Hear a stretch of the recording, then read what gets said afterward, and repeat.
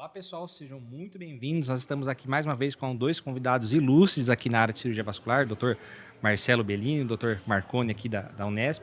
Hoje a gente vai fazer uma discussão bem ampla sobre a nossa linda área aqui da cirurgia vascular. Queria dar as boas-vindas a vocês. Prazer estar aqui. Isso aí.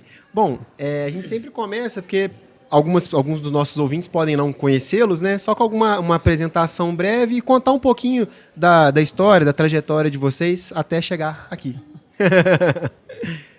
Quer começar, Marcelo? Então vou começar. Obrigado, Marconi. Meu nome é Marcelo Bellini da Liu, eu sou cirurgião vascular. Eu estudei na USP em Ribeirão, fiz faculdade na USP em Ribeirão e fiz residência em cirurgia geral e cirurgia vascular também na USP de Ribeirão. E acabei ficando por lá, tá? Hoje virei médico assistente lá e eu sou médico lá assistente até hoje, tá? Paralelamente, eu tenho clínica privada, eu trabalho aqui em São Paulo, né? E hoje eu fico metade da semana em Ribeirão, metade da semana em São Paulo. Beleza. Meu nome é Marconi Lima Sobreira. Te interrompi sem querer. Tudo bem. Marconi Lima Sobreira, na verdade eu sou piauiense, né? Eu vim fazer faculdade aqui em São Paulo, né? Passei na Unesp em Botucatu. Estou lá há 34 anos, fiz faculdade, fiz residência, pós-graduação, depois prestei concurso para docente e estou lá hoje, 34 anos fincado lá no cirurgia vascular da Unesp. Legal.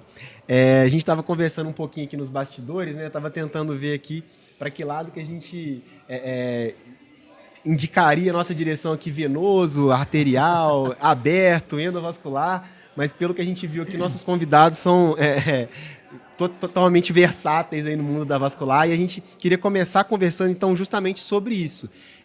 Como que um vascular que está formando hoje, que está no início da carreira dele, como que ele faz para poder conseguir estar inserido em todos esses meios, ou se também isso é necessário, qual a opinião de vocês também de, às vezes, não, vou mexer só com a fleboestética, quero construir minha carreira aqui, ou gosto mais de Doppler. Qual que é a visão de vocês em cima disso? Bem, assim, vascular é uma especialidade muito ampla, uma especialidade muito legal. Você pode mexer desde de estética, como você falou, até com exame, até você pode ser clínico, você pode ser cirurgião de cirurgias grandes, cirurgião de cirurgias minimamente invasivas. Mas, assim, acho que a gente não pode. Isso depende muito do seu planejamento de carreira individual, de como você planeja a sua carreira. Você gosta de fazer estética, você pode planejar um consultório de fleboestética. Se você gosta de fazer tudo igual eu, você pode planejar um consultório que atenda todo mundo, atenda arterial, atenda bem o venoso, atenda bem o linfático. Tá? Obviamente que tem cirurgias que você precisa chamar alguém. Em caso de um aneurisma super complicado, você chama um colega que faz isso. Um caso de linfedema, você chama um colega que faz isso aí. Mas o feijão com arroz, tipo catéter, varizes, aneurismas, isquemia, acho que isso dá para levar numa boa, e sempre focando no paciente, né, Marconi? Isso, concordo com o Marcelo. Vascular é uma área que você consegue fazer hoje tudo um pouco, né? Quem gosta de clínica, quem gosta de consultório, quem gosta de paciente grave, complicado, quem gosta de fazer exame não invasivo, quem gosta de fazer exame invasivo, né? Acompanhar clinicamente, operar aberto, operar endo. Então é uma coisa bem completa, né? Eu tenho minha vivência, não tenho vivência de consultório, né? Minha vivência é unicamente na faculdade, então eu tenho sou um pouquinho enviesado aí, né? Eu não tenho essa visão que o Marcelo tem, né, em relação a consultório.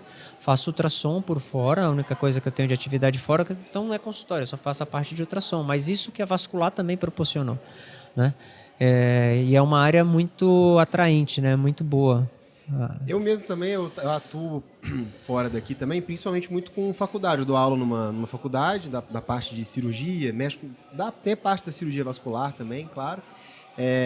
Então ainda tem esse outro caminho, que é a parte acadêmica, e também não é excludente, porque eu também atuo na parte de consultório e faço essa parte acadêmica. Eu acho bem interessante, assim, eu gosto bem de estar nessa... Mas hoje eu acho que existe um dilema, porque o vascular que é o vascular que a gente chama de completo, que é aquele vascular que atua em todas as áreas, arterial, venoso. Hoje em dia, para ele conseguir ter um tratamento adequado, ele precisa de uma estrutura, trabalhar numa equipe num centro grande. E, ao mesmo tempo, os lugares que mais precisam de um vascular completo são lugares que têm menos estrutura, cidades menores, onde não tem tanta subespecialização. Eu sou do interior, né, então eu vejo bastante bastante isso. É um assunto complexo. Eu acho que a descentralização, talvez, de estrutura, a gente estava conversando, inclusive, isso com o Dr. Zerati, o Dr. Gustavo Reis, desse problema.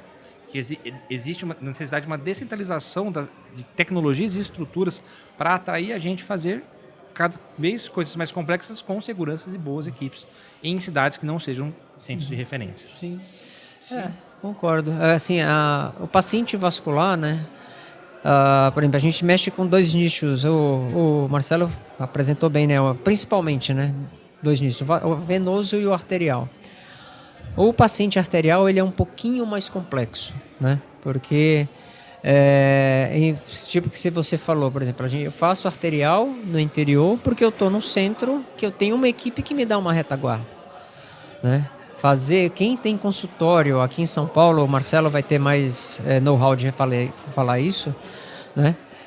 Se você não tiver um background que vai te ajudar para fazer paciente arterial, é complicado fazer paciente arterial fora de uma estrutura universitária, fora de uma equipe grande.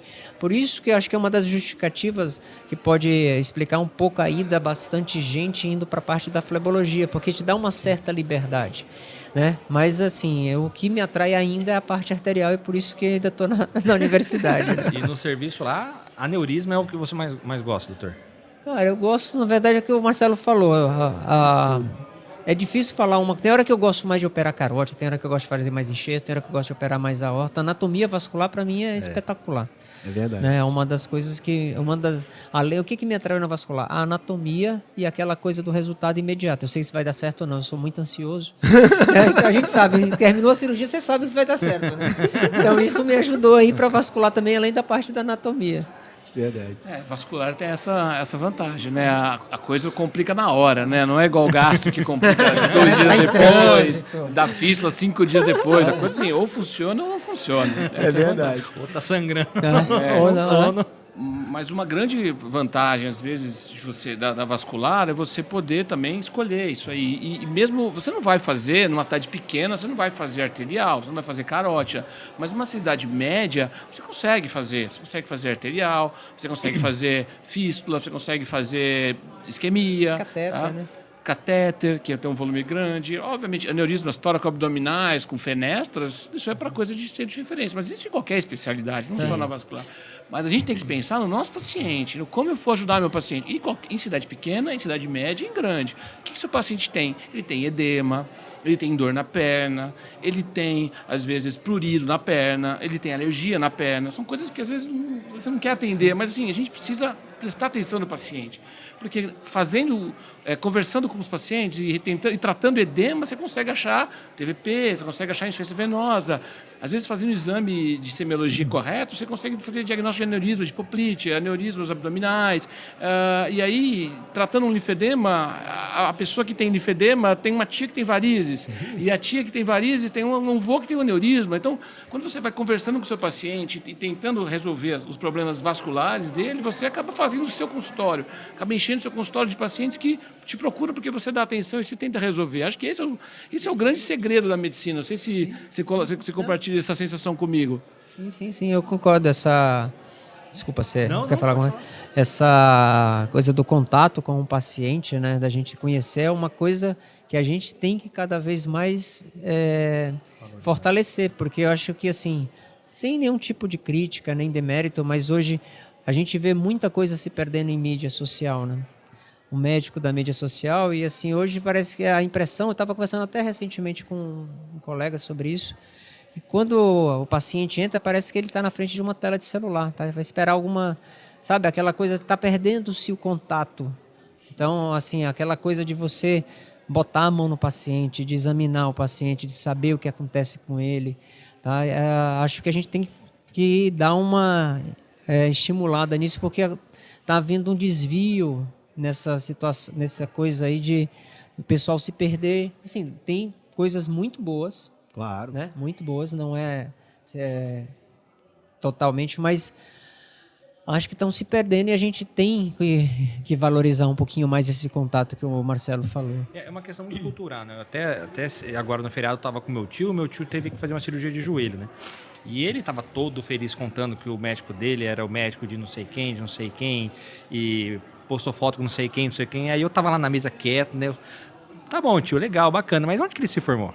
Porque ele sabia tanta informação do médico, mas aí eu perguntei, qual que é a informação do médico, né? Qual que são os títulos dele? Você chegou, ele entrou no consultório, foi o consultório ali, e falei, mas você olhou os diplomas? Meu tio falou, não. Então, realmente, talvez o problema seja mais enraizado na cultura hoje de imagem, né? E os médicos estão entrando nessa linha. E aí é aquela questão, né? A gente entra ou a gente não entra. Eu acho que, às vezes, o negócio é como entrar, né?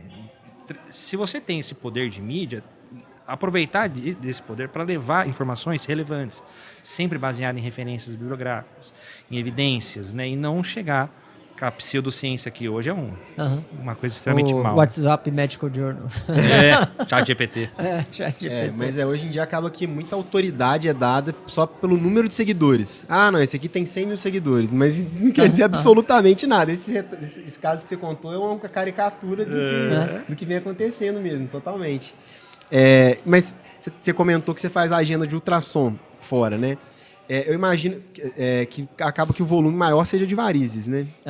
Mapeamento e tal. O que você acha, assim, que são os principais erros que as pessoas cometem na execução desse exame? Assim, que você fala assim, poxa, muitas vezes devem chegar para você, paciente com exames prévios, que você olha e fala assim, poxa, já vi que não é legal, não foi bem feito esse exame. O que são essas coisas para que a gente não cometa esses mesmos erros? Porque eu faço muito ultrassom, principalmente de varizes, 90% do volume. E eu não quero ser essa pessoa que um dia chegar um laudo para você assim, esse aqui, ó.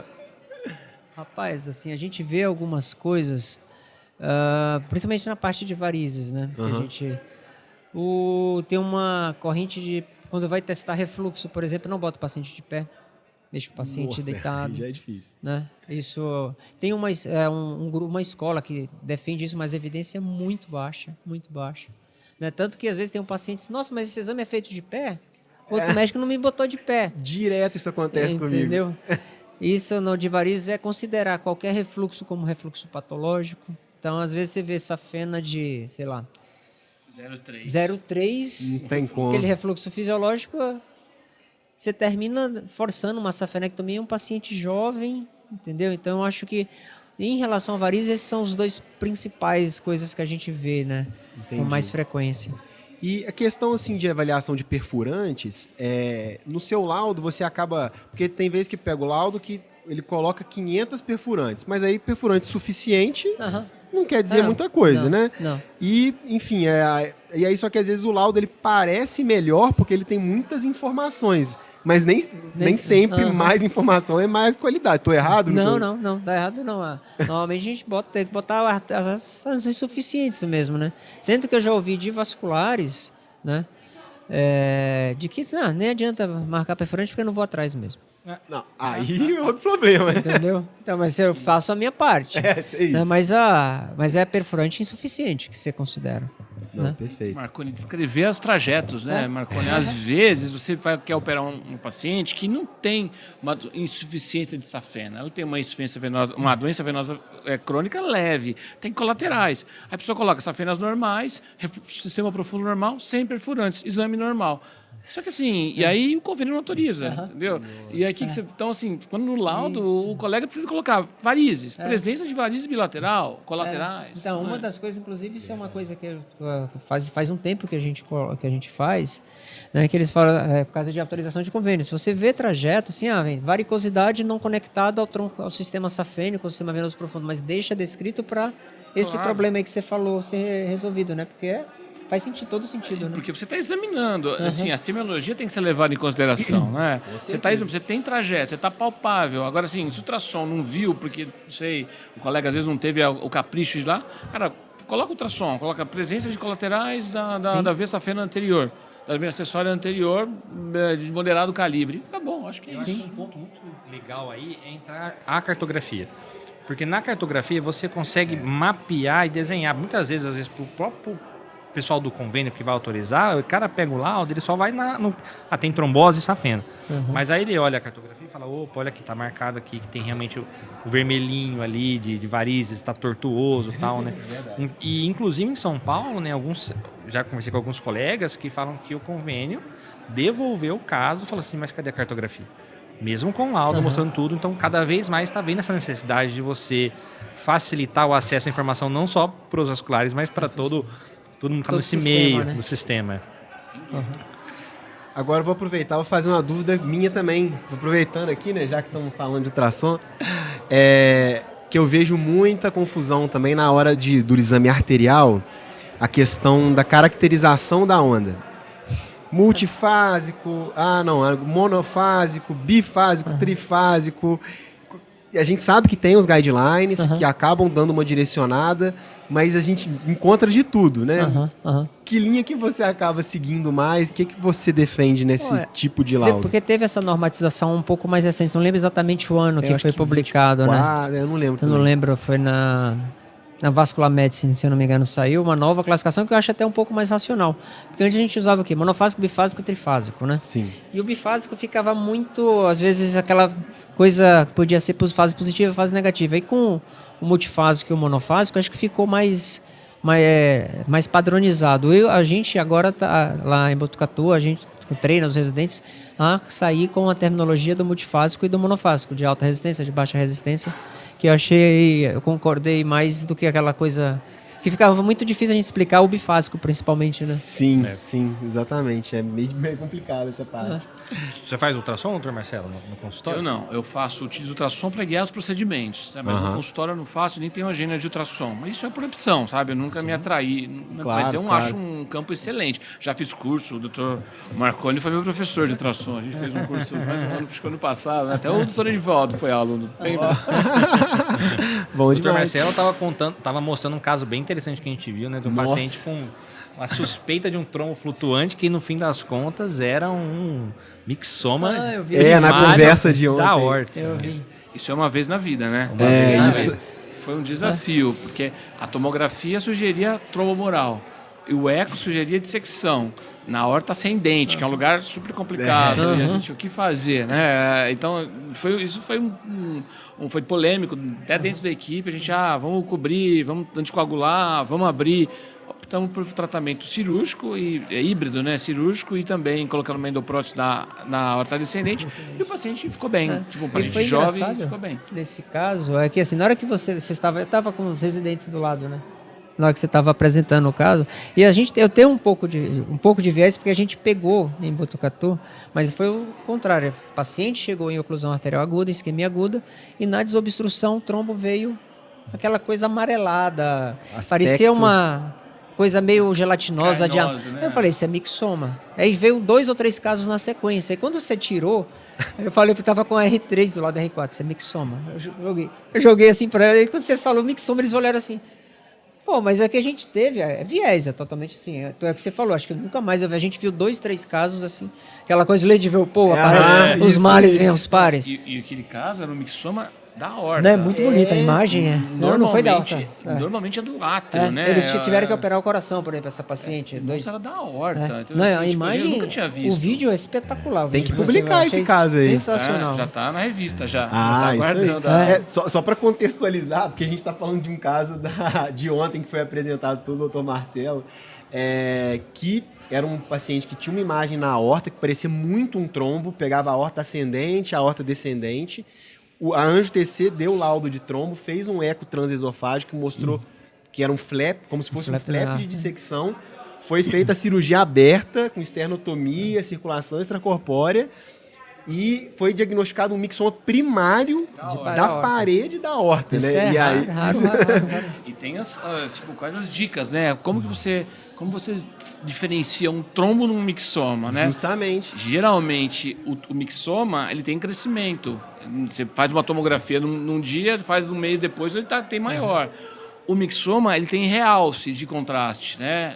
O contraste, dependendo do protocolo, você consegue corar o mixoma com o contraste, né? E o mixoma, ele é vegetante, também. Ele é muito mais vegetante do que o trombo mural, que fica mais céssio ali. Então, no nosso caso, a imagem era muito vegetante, né? Você vê lá no vídeo, que está grudado na parede por um ponto e tem tipo uma cauda, como se fosse um trombo muito longo. Então, assim, esse aspecto vegetativo, a gente tem que pensar em mixoma, né? A imagem que vocês mostraram, o negócio é bonito, né? Muito bonito. É muito, o vídeo tá muito bonito. Mas olhando Muito retrospectivamente, porque quando eu vi a primeira vez, nunca que eu Mas pensei em porque, mixoma. porque o seu caso foi embolia pro braço e pra perna, não foi? Do mesmo paciente? Foi. Né? Foi isso ainda. E Isso aí. entrou com a esternotomia, né? O pessoal da cirurgia cardíaca Sim. fez a ressecção da parte, porque eram 2 mixomas, Dois né? mixomas. Um no arco e outro na descendente. Fez a retirada. E na descendente colocou a endoprótese. Sim. Eu fiquei pensando se na parte oncológica a tendência é ele crescer. Existe o segmento. Eu sei que é um caso totalmente atípico, né? Discussão aqui científica, mas vocês chegaram numa conclusão de qual que vai ser o próximo passo? Vai ser acompanhamento clínico para ver se vai crescendo a massa? O mixoma é um tumor de crescimento lento, tá? Ele é benigno, de crescimento lento. O tratamento padrão é a ressecção oncológica. A ressecção tem que ressecar aquela aorta com uma toracotomia esquerda. Agora, o paciente estava instável, estava embolizando sem parar e estava no pós-operatório de uma toracotomia, de uma esternotomia, perdão. Sim. Então, assim, não é um paciente tranquilo de ir lá e fazer uma toracotomia, entendeu? Mesmo sendo jovem. Então, o que a gente optou? Por uma conduta, vamos estabilizar esse paciente, vamos tampar vamos cobrir o mixoma com uma prótese, né? E vamos acompanhar. Agora, a paciente vai fazer uma tomografia daqui fez um mês, ficou bem, vai fazer em 6 meses. Se por acaso o mixoma crescer por baixo da endoprótese, ou por acaso ele tiver nova embolização, esse paciente pode ser operado, ele é novo, né? Ele pode fazer uma toracotomia daqui a 1 ano, daqui a 5, daqui a 10 anos e substituir o lugar onde a gente colocou a endoprótese por um enxerto de Dacron, aí, de maneira convencional, sabe? Por uma toracotomia esquerda. E assim, o interessante ali também é que eram 2 sítios, né? Sincrônicos, né? Os dois separados, um era mais para cima, outro era na descendente, né? É muita a imagem interessante. muito interessante mesmo. E, tipo, até tinha uma alternativa de aspirar, né? Até a gente pensou, era por uma que a das gente não opções. aspira? Colocar um penumbra, um dispositivo de alto calibre, um clot triever, existe o dispositivo da Inari, tá? Mas assim, seria uma alternativa também, se aspirar um mixoma, mas aí você não trata ele, está deixando ele lá, né? Aspirar um pedaço dele, e aí você faz acompanhamento depois, né? E aí, só uma pergunta, você chegou a pesquisar alguma coisa, teria associação com mixoma trial ou não necessariamente? Porque foi feito eco, não acharam, né? Não, era só da horta. Da horta, né? Foi feito o eco, não tinha nada no átrio, só tinha na horta. Nossa, era do átrio. Acho que é independente. Tá? E a literatura mostra a aspiração como uma estratégia emergente, vamos dizer assim. Eles estão, talvez uma ideia seja aspirar e colocar uma endoprótese em cima, ou aspirar junto com a endoprótese. Isso ainda tudo é muito off-label, tá? Mas E além de que também, antes, só com a anjo-TC, eu acho que vocês não tinham a certeza de que era um mixoma aquilo ali, né? Não. Pra pensar, né? Acho que foi um diagnóstico intraoperatório e acho que até foi comentado por alguém ontem.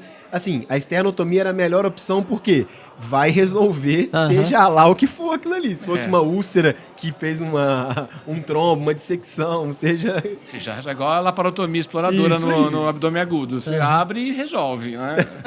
Não, muito legal mesmo. Não, beleza. Maravilha. Muito legal a discussão. Show de bola. Queria agradecer demais a disponibilidade de vocês aqui e a conversa. Obrigado Achei aí muito pela legal. oportunidade. Caso também, e fica aberto, caso vocês queiram conversar de outra coisa agora ou depois, a gente está aqui também. Prazer estar aqui. Legal. Perfeito. Muito Obrigado aí pela obrigado mesmo. oportunidade. Parabéns aí pela A oportunidade é nossa. Valeu Valeu. demais. Obrigado, gente. Um Obrigado. grande abraço e até mais. Até mais.